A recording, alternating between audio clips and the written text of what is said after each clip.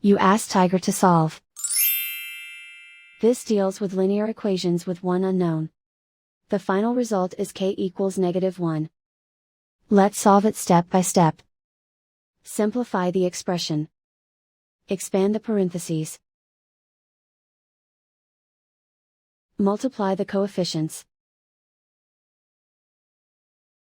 Simplify the arithmetic. Group like terms. Simplify the arithmetic. Group all constants on the right side of the equation. Add 14 to both sides.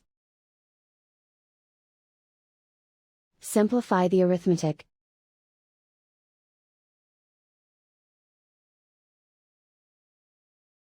Isolate the k.